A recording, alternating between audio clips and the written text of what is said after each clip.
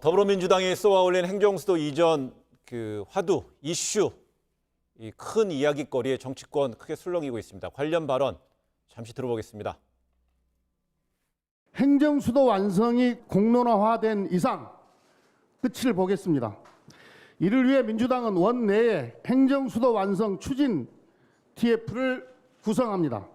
여야가 합의를 통해 국민적 동의를 도출하면 관습헌법을 앞세운 2004년 위헌 판결은 문제가 될 수 없습니다. 즉 국회가 결단만 한다면 행정수도를 완성할 방법은 가장 효율적이고 빠른 방법을 선택해서 진행하면 된다. 저희들은 민주당이 궁지에서 벗어나기 위해서 엉뚱한 데 이슈를 던진 것이다. 이렇게 보고 가급적 논의를 확대하지 않을 그런 방침입니다. 만약에 네.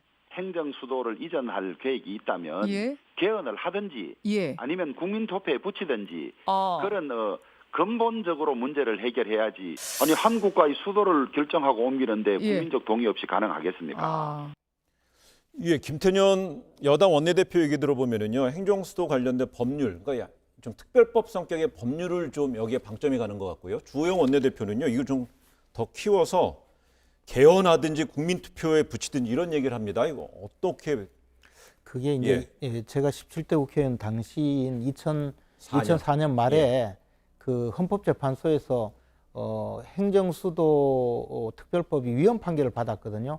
뭐 판결 내용은 다 알려져 있다시피 한 나라의 수도는 헌법에서 정하는 내용이고 우리 대한민국 수도는 이미 조선시대부터 서울이었다. 그래서 이러한 내용이 헌법에 직접 규정이 되어 있지 않더라도 관습적으로 헌법 규정이기 때문에 만약에 수도를 옮기려면 그 헌법을 개정하든가 해야 된다. 또는 뭐 정헌법 개정에 준하는 국민투표 정도는 거쳐야 된다. 이런 내용이었거든요.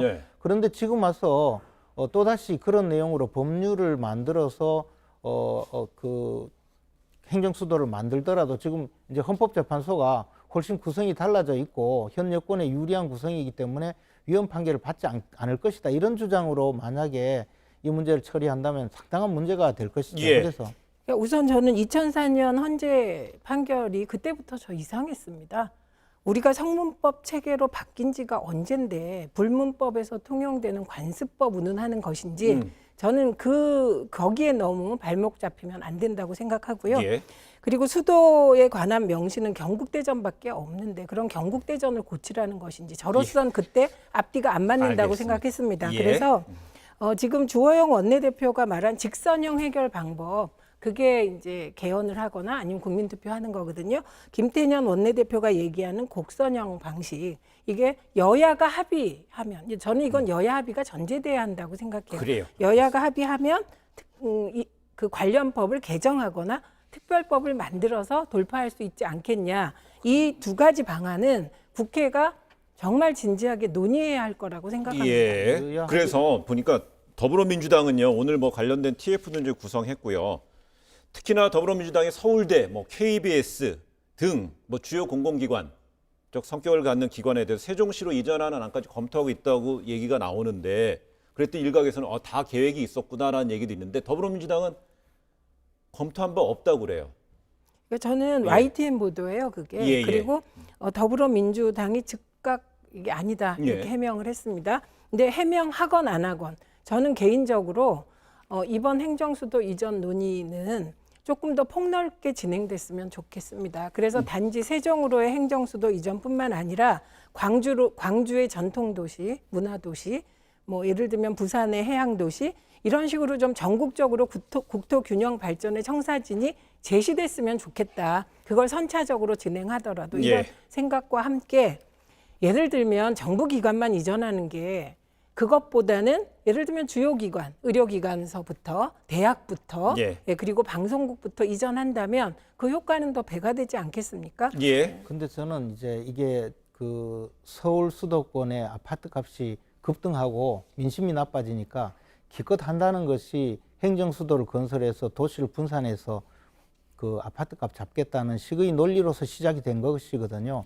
처음 발상부터 불순할 뿐만 아니라 헌법재판소의 판결은 그것을 뒤집을 수가 없거든요. 근데 이제 새로 헌법재판관들이 보다 여권에 유리한 분으로 임명이 되었기 때문에 여권 편을 들어줄 것이다라는 그런 생각으로 지금 이런 일을 꾸미시는 것 같은데 이것이 과연 정당한 일이냐 아니냐의 문제를 넘어서서 앞으로 파장만 커지고 또 부작용만 커질 테니까 중단하는 것이 옳다고 생각합니다. 이 이야기는 결국은 여권에서 만약에 그 여야 합의가 안 이루어져서 여권에서 이제 독자적으로 행정수 이전에 관련된 법률, 특별법 같은 걸 만들면 야당에서 위헌 법률 심판을 제청하게 되면 헌재에서 이번에는 위헌 결정을 안 내릴 것이라는 얘기예요. 아니 그 주장을 해요 여당에서. 그러니까 그 주장을 하고 있으니까 짧게 얘기해 주시면 돼요. 자신이 있어서 그러는데. 근데 그렇게 하면 안 미래통합당은 돼요. 이런 시각으로 좀 보셔야 돼요. 부동산 값이 폭등했고 여당이 고전하고 있는 건 맞습니다. 근데 미래통합당에서 어떤 말씀을 하셨냐면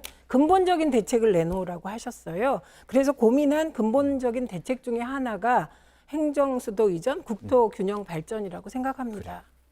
근본적인 대책은 10초 줄 수 있어요. 근본적인 대책은 주택 공급을 늘리는 거예요. 근데 공급은 늘리지 않고 계속 그 아파트 값이 오르니까 자꾸 뒤돌아서 딴 일을 하니까 예. 오히려 잘못되는 것이죠. 그 공급에 대해서 말씀드리면 지금 이 정부가 공급 계획을 세워도 효과는 5년 후에 납니다. 지금 공급 부족은 그럼 5년 전 정권의 책임이란 뜻이거든요. 알겠습니다.